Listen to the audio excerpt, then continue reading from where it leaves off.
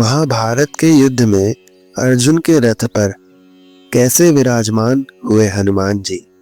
हनुमान जी त्रेता युग से ही राम जी का नाम लेकर चिरंजीवी रहे। एक दिन रामेश्वरम के पास उनकी भेंट अर्जुन से हुई। मित्रों, अर्जुन को अपने धनुर्धारी होने पर बड़ा घमंड था। हनुमान जी से मिलने के बाद अर्जुन ने कहा कि हे प्रभु, आपने तो अपनी सेना के साथ मिलकर त्रेता युग में श्री राम जी की आज्ञा से सेतु बना दिया था जो पत्थर का था और समुद्र पर तैर रहा था।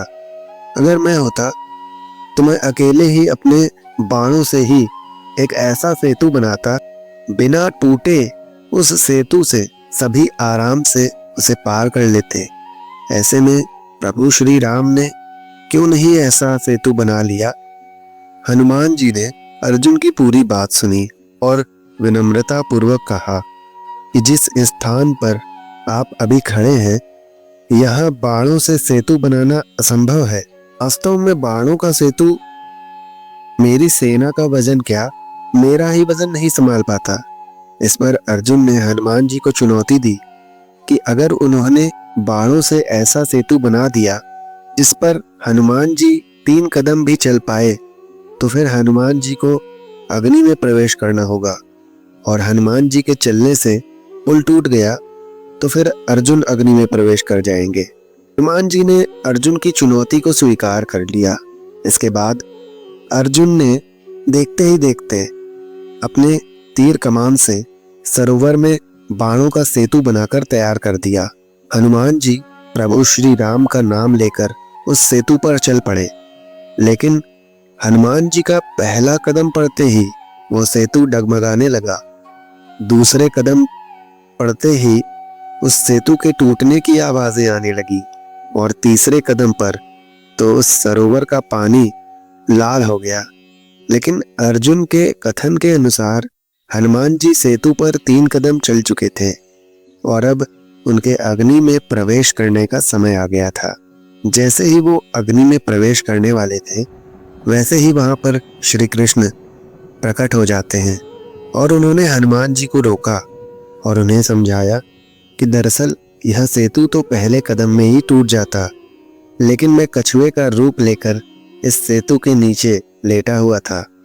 2 कदमों के बाद तो यह सेतु टूट ही गया था, और हनुमान जी का तीसरा कदम असल में श्री कृष्ण के ऊपर पड़ा था, इसलिए सरोवर का पानी उनके रक्त से लाल हो गया। यह जानकर हनुमान जी को बहुत ही ग्लानि महसूस हुई और उन्होंने क्षमा मांगते हुए अपने इस जाने में किए हुए पाप का प्रायश्चित करने का उपाय जानने का प्रयास किया। अर्जुन भी ये सब जानकर निराश हो गए और दोनों ने ही भगवान श्री कृष्ण से क्षमा मांगी।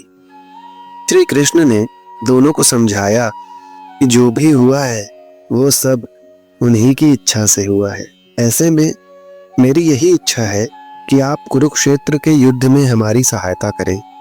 हनुमान जी ने उनसे पूछा कि वो कैसे, इस प्रकार से अर्जुन की सहायता कर सकते हैं। श्री कृष्ण ने हनुमान जी को अर्जुन के रथ के ऊपर ध्वजा में विराजमान होने के लिए कहा। ऐसा उन्होंने इसलिए कहा क्योंकि युद्ध के दौरान विरोधियों के बाण रथ पर यदि लगे तो भी हनुमान जी के वजन के कारण उनका रथ पीछे नहीं जाएगा और अर्जुन को आगे बढ़ने से कोई नहीं रोक पाएगा। हनुमान जी ने श्री कृष्ण की बात मान ली और उन्हें प्रणाम किया। और मित्रों, इस तरह से महाभारत के युद्ध के दौरान अर्जुन के रथ पर हनुमान जी ध्वज के साथ विराजमान हुए। तो मित्रों, ये प्रसंग आपको कैसा लगा हमें कमेंट में अवश्य बताएं। यदि ये वीडियो आपको अच्छी लगे तो इसको लाइक अवश्य करें और ज़्यादा से ज़्यादा शेयर करें। यदि इस चैनल पर आप नए हो तो इसको सब्सक्राइब कर लें और बेल आइकन प्रेस कर लें। धन्यवाद। राधे राधे मित्रों।